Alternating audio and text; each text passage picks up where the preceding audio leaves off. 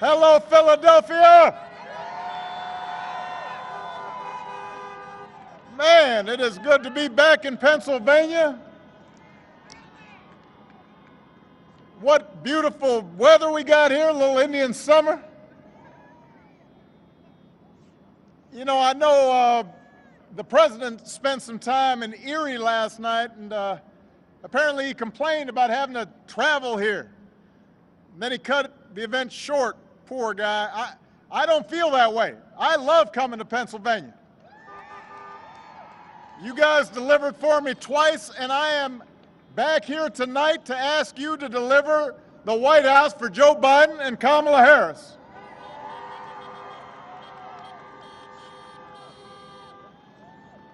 I want to thank Mr. Philadelphia, Charlie Mack, his daughter, India Marie. What an outstanding young lady she was. Those of you who are fathers and have daughters, you know how that feels when you see your daughters just shining. I know a little bit about that. And it was great to see Representatives Brendan Boyle, Mary Gay Scanlon, Governor Tom Wolf, Attorney General Josh Shapiro, Mayor Jim Kenney. Philadelphia, we got 13 days. That's our lucky number right here. 13 days until the most important election of our lifetimes.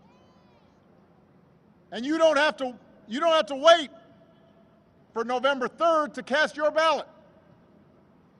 You've got two ways to vote right now. Number one, you can vote early in person through next Tuesday.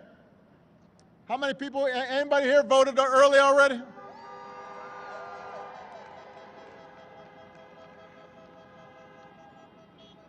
If you haven't, just go to iwillvote.com/PA and find out where you can vote early. Number two, you can vote from home with a mail-in ballot. Just go to iwillvote.com/PA to request your ballot right away. And before you send it back, Pennsylvania's got this thing where you've got to use both envelopes. So you've got to read the directions carefully to make sure your vote counts. And if you've already voted, then you've got to help your friends and family make a plan to vote. Take them with you if you vote early or if you vote in person on Election Day, because this election requires every single one of us to do our part. And what we do these next 13 days will matter for decades to come. Now, last time I was in Philadelphia, I was at the Constitution Center. And I was delivering a speech for the Democratic National Convention this year. And I said during that speech, I've sat in the Oval Office with both of the men who are running for president. And they are very different people. I explained that I never thought Donald Trump would embrace my vision or continue my policies, but I did hope, for the sake of the country, that he might show some interest in taking the job seriously. But it hasn't happened. He hasn't shown any interest in doing the work or helping anybody but himself and his friends, or treating the presidency like a reality show that he can use to get attention. And by the way, even then his TV ratings are down. So you know that upsets him.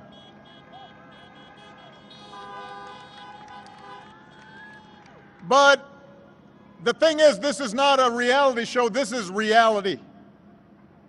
And the rest of us have had to live with the consequences of him proving himself incapable of taking the job seriously. At least 220,000 Americans have died. More than 100,000 small businesses have closed. Millions of jobs are gone. Our proud reputation around the world is in tatters. Presidents up for re-election usually ask, if the country is better off than it was 4 years ago? Well, I'll tell you one thing. 4 years ago, you'd be tailgating here at the Link instead of watching a speech from your cars. The only people truly better off than they were 4 years ago are the billionaires who got his tax cuts. Right now, as we speak, Trump won't even extend relief to the millions of families who are having trouble paying the rent or putting food on the table because of this pandemic. But he's been doing all right by himself. As it turns out, this was just reported in the last 48 hours. We know that he continues to do business with China because he's got a secret Chinese bank account. How is that possible? How is that possible? A secret Chinese bank account. Listen, can you imagine if I had had a secret Chinese bank account when I was running for re-election? You think Fox News might have been a little concerned about that? They would have called me Beijing Barry. It is not a great idea to have a president who owes a bunch of money to people overseas. That's not a good idea. I mean, of the taxes Donald Trump pays, he may be sending more to foreign governments than he pays in the United States. His first year in the White House, he only paid $750 in federal income tax. Listen, my first job was at a Baskin Robbins when I was 15 years old. I think I might have paid more taxes that year working at a dispensing ice cream. How is that possible? How many people here paid less than that? It's possible, just possible now, that if you are living high on the hog and you only pay $750 in taxes, that maybe, just maybe, he might not know what working people are going through here in Pennsylvania. We cannot afford 4 more years of this, Philadelphia. But the good news is, right now you can choose change. Right now you can vote for my friend Joe Biden and his running mate Kamala Harris as the next president and vice president of the United States of America.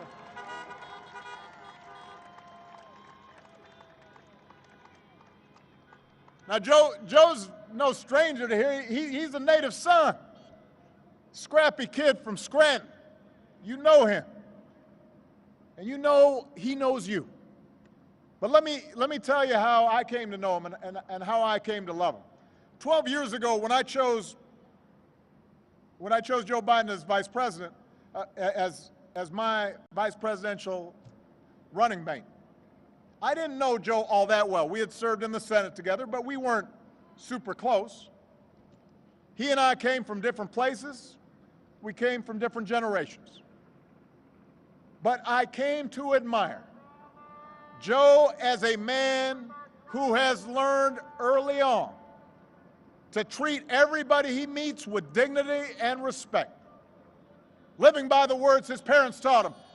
No one's better than you, Joe, but you're better than nobody. And that empathy, that decency, that belief that everybody counts, that's who Joe is. That's who he'll be. And I can tell you the presidency doesn't change who you are, it reveals who you are. And Joe has shown himself to be a friend of working people.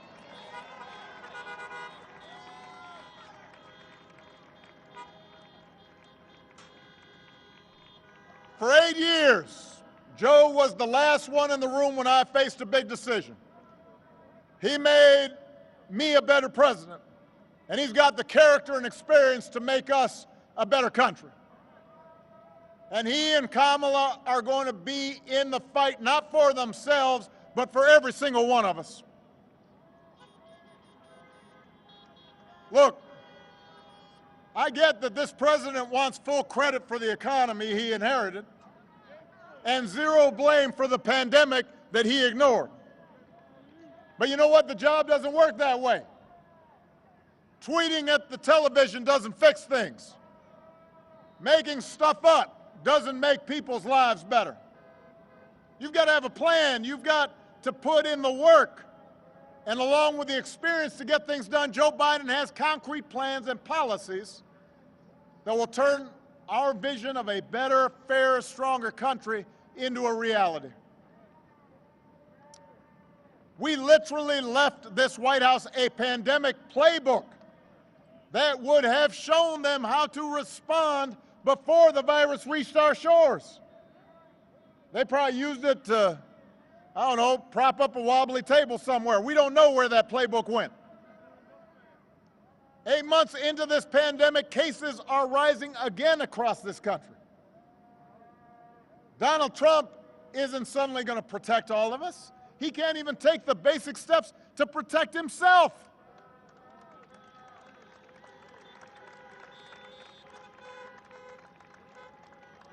Just last night, he complained up in Erie that the pandemic made him go back to work. I'm quoting here. He was upset that the pandemic's made him go back to work. If he'd actually been working the whole time, it never would have gotten this bad.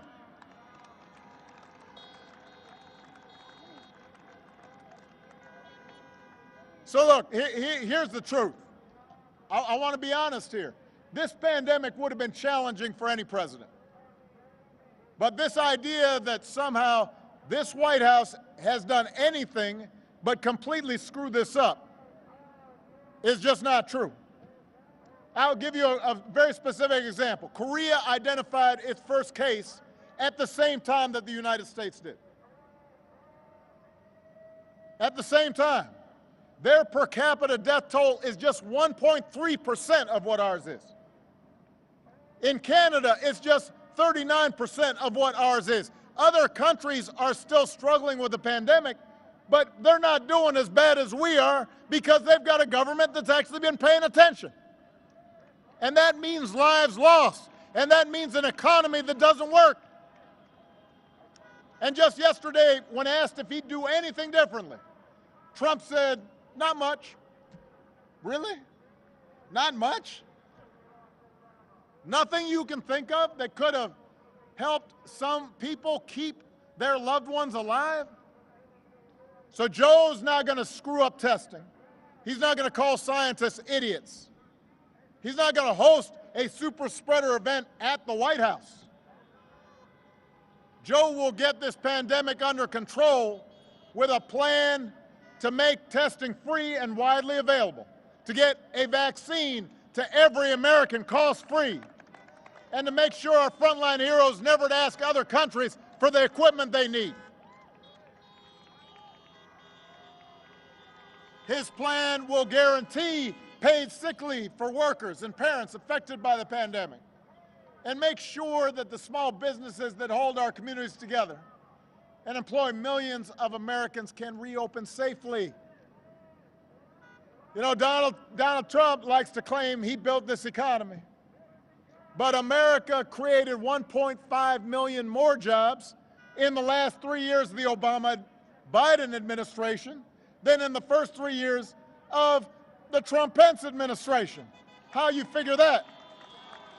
And that was before he could blame the pandemic.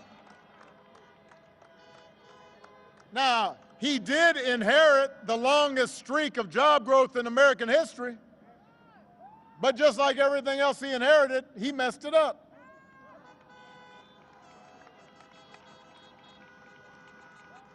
The economic damage he inflicted by botching the pandemic response means he will be the first president since Herbert Hoover to actually lose jobs.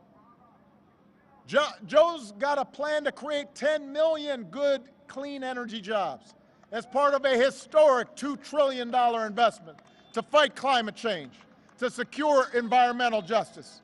And he'll pay for it by rolling back that tax cut for billionaires.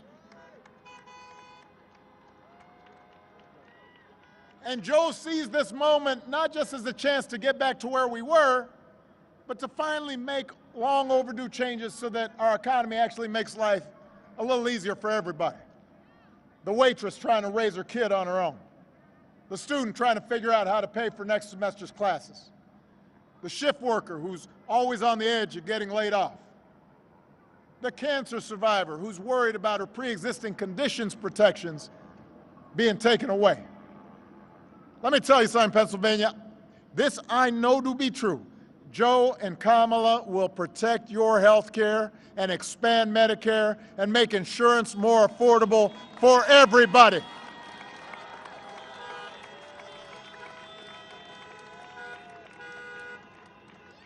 You know, Republicans love to say right before an election that they'll protect your pre-existing conditions. Now, Joe and I actually protected your policies to make sure people with pre-existing conditions could get health insurance and have coverage. We did it through something called the Affordable Care Act, AKA Obamacare. And Republicans tried to repeal or undermine it more than 60 times. And when they've been asked about it, they keep on promising, we're going to have a great replacement. They said, it's coming. It's been coming in 2 weeks for the last 10 years. Where is it? Where is this great plan to replace Obamacare? They've had 10 years to do it. There is no plan. They've never had one. Instead, they've attacked the Affordable Care Act at every turn, driving up costs, driving up the uninsured. Now they're trying to dismantle your care in the Supreme Court as we speak, as quickly as they can, in the middle of a pandemic, with nothing but empty promises to take its place. It's shameful. The idea that you would take health care away from people at the very moment where people need it most, what is the logic of that? There is no logic. Joe knows that the first job of a president is to keep us safe from all threats, foreign, domestic, or microscopic. When the daily intelligence briefings flash warning signs about a virus, a president can't ignore them. He can't be AWOL. Just like when Russia puts bounties on the heads of our soldiers in Afghanistan, the commander-in-chief can't be missing in action. I can tell you this, Joe Biden would never call the men and women of our military suckers or losers. Who does that? He knows these heroes are somebody's children, somebody's spouse, somebody's dad or mom. He understands that.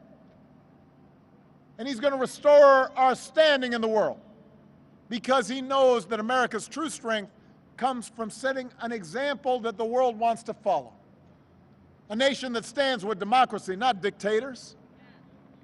A nation that can mobilize and inspire others to overcome threats like climate change and terrorism and poverty and disease. And with Joe and Kamala at the helm, you're not going to have to think about the crazy things they said every day. And that's worth a lot. You're not going to have to argue about them every day. It just won't be so exhausting. You might be able to have a Thanksgiving dinner without having an argument. You'll be able to go about your lives knowing that the president is not going to retweet conspiracy theories about secret cabals running the world or that Navy SEALs didn't actually kill bin Laden. Think about that. The President of the United States retweeted that. Imagine. What?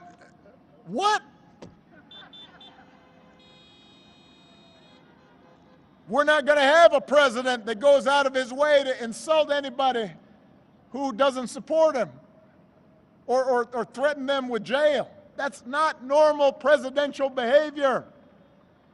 We wouldn't tolerate it from a high school principal.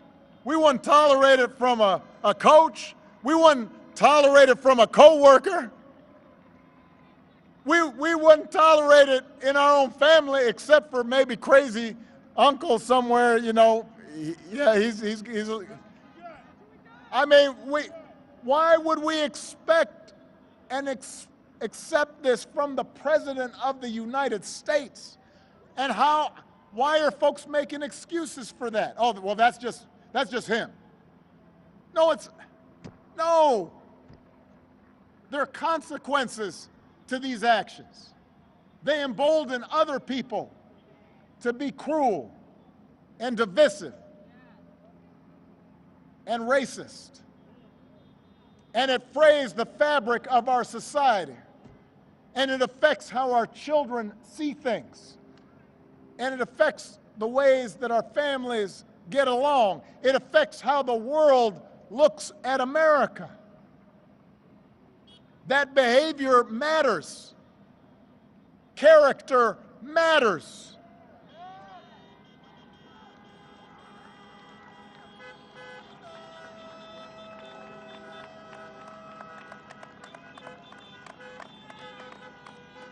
And by the way, while he's doing all that, it distracts all of us from the truly destructive actions that his appointees are doing all across the government, actions that affect your lives. You know, the Environmental Protection Agency that's supposed to protect our air and our water is right now run by an energy lobbyist that gives polluters free rein to dump unlimited poison into our air and water. The Labor Department, that's supposed to protect workers and their rights. Right now it's run by a corporate lobbyist who's declared war on workers. Guts protections to keep essential folks safe during a pandemic. Makes it easier for big corporations to shortchange them on their wages. The Interior Department, that's supposed to protect our public lands and wild spaces, our wildlife and our wilderness. And right now that's run by an oil lobbyist who's determined to sell them to the highest bidder. You've got the Education Department that's supposed to give every kid a chance, and that's run by a billionaire who guts rules designed to protect students from getting ripped off by for-profit colleges and stiff-arm students looking for loan relief in the middle of an economic collapse. I mean, the person who runs Medicaid right now is doing their best to kick people off of Medicaid instead of sign them up for Medicaid. Come on. When Joe and Kamala are in charge, they're not going to surround themselves with hacks and lobbyists, but they're going to appoint qualified public servants who actually care about looking out for you, for your job, for your family, for your health, for your security, for your planet.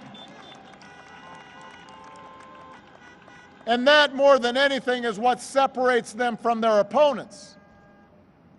They actually care about every American, including the ones that don't agree with them.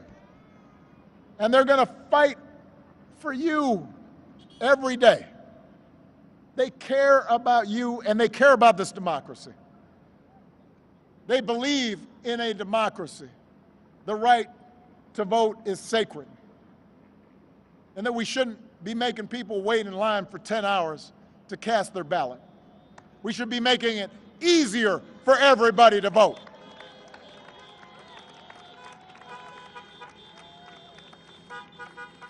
They believe that no one, especially the president, is above the law.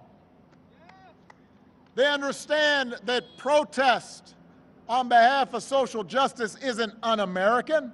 That's the most American thing there is. That's how this country was founded, protesting injustice.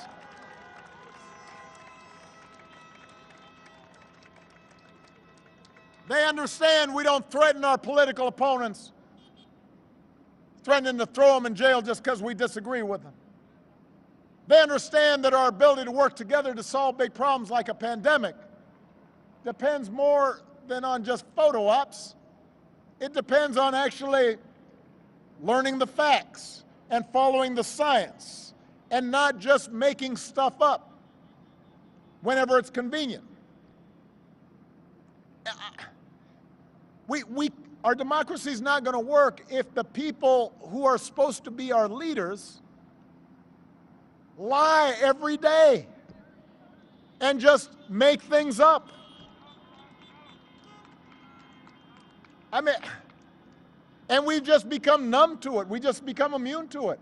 Every single day, fact checkers can't keep up. And look, this notion of truthfulness and democracy and citizenship and being responsible, these aren't Republican or Democratic principles, they're American principles. They're what most of us grew up learning from our parents and our grandparents. They're not white or black or Latino or Asian values, they're American values, human values. And we need to reclaim them. We have to get those values back at the center of our public life. And we can, but to do it, we've got to turn out like never before. We cannot leave any doubt in this election. Because you know, the president's already said, if this is even close, I'm going to just make stuff up. He's already started to do it. So we can't have any doubt. We can't be complacent. I don't care about the polls. There were a whole bunch of polls last time. Didn't work out because a whole bunch of folks stayed at home and got lazy and complacent. Not this time. Not in this election. Not this time.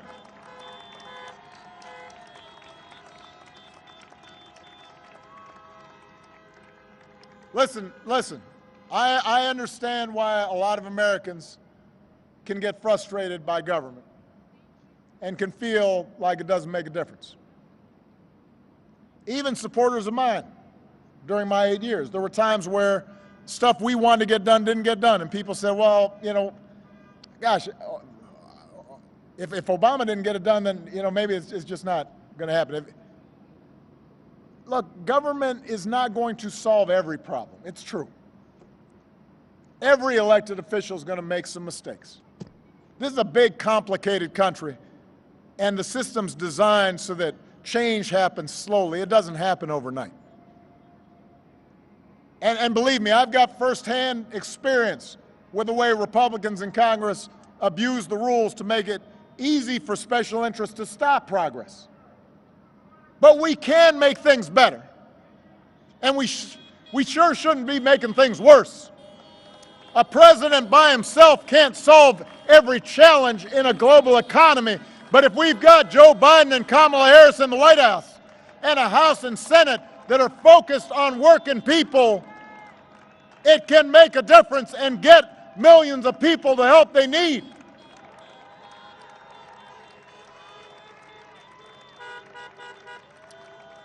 A president by himself can't eliminate all racial bias in our criminal justice system, but if we've got district attorneys and state's attorneys and sheriffs and police chiefs focused on equality and justice, it can make things better. In Pennsylvania, you just got to flip 9 seats in your state house, just 5 seats in your state senate to give Democrats control and new life for policies that will make a real difference to working families right now. It can make things better. And in the end, Pennsylvania, that's what voting's about. Making things better. Not making things perfect, but putting us on track so that a generation from now we can look back and say, things got better starting now. And that's what voting's about. Voting's about using the power we have and pooling it together to get a government that's more concerned and more responsive and more focused on you and your lives and your children and your grandchildren and future generations. And the fact that we don't get 100% of what we want right away is not a good reason not to vote. It means we've got to vote and then get some change and then vote some more and then get some more change, and then keep on voting until we get it right. And we will never come close to seeing what it would be like if everybody voted. When I hear people saying, well, I don't know, your voting doesn't make a difference. We don't know because usually no more than half the people who could be voting vote. We get 50, 55% of people voting, and then people say, well, look, not enough change happened. Well, imagine what would happen if 60% voted. What about 70%? Imagine January 20th when we swear in a president and a vice president who have a plan to get us out of this mess, who believe in science and have a plan to protect this planet for our kids, and who care about working Americans and have a plan to help you start getting ahead, and who believe in racial equality and gender equality, and believe in not discriminating against people because of their sexual orientation, and are willing to bring us closer to an America where no matter what we look like and where we come from and who we love and what our last name is, if we go out there and we work, we can make it. And we're part of an American family. All of that is possible. All of that is within our reach if we vote. Because let me tell you something, Pennsylvania, people ask me sometimes, they say, man, how have you been able to take it these last 4 years, just watching all this? How do you keep your spirits up? And I tell them, I say, look, for all the times these last 4 years that we've seen our worst impulses revealed, we've also seen what our country can be at its best. We've seen folks of every age and background who've packed city centers and airports and town squares just so families wouldn't be separated, so another classroom wouldn't get shot up, so our kids wouldn't grow up on an uninhabitable planet. We've seen Americans of all races joining together to declare in the face of injustice that Black Lives Matter, no more but no less, so that no child in this country feels the continuing sting of racism. We've seen folks, our essential workers, our healthcare workers, risking their lives day in, day out to save somebody else's loved ones.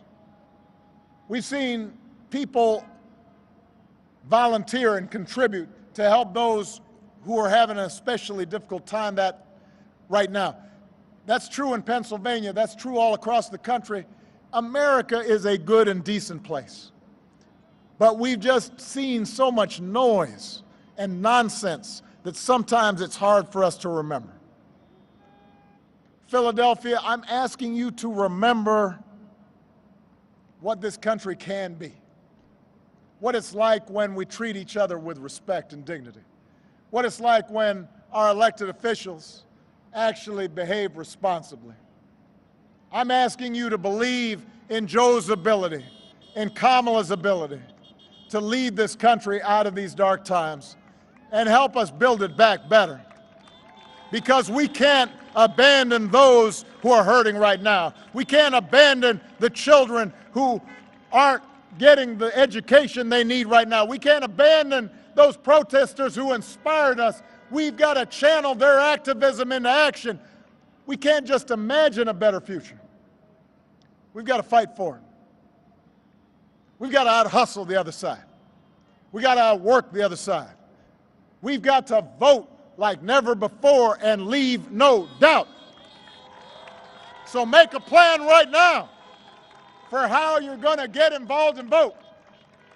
Do it as early as you can. Tell your family, tell your friends how they can vote. Don't stop with Joe and Kamala. Make sure you vote all the way down the ticket.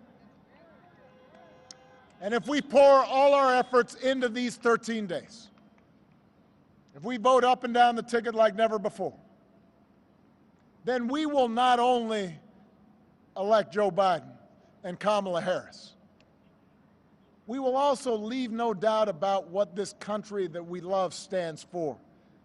We will not leave any doubt about who we are as a people and the values and ideals that we embrace. What Lincoln called the better angels of our nature, those are still in us. We see them operating every single day. We see them in neighborhoods. We see them in churches and synagogues and mosques and temples. We see them in people helping out a neighbor. We see them inside our own families. We see that what is best in us is still there. But we've got to give it voice. And we've got to do it now. So let's get to work, people. Let's bring this home. I love you, Philadelphia.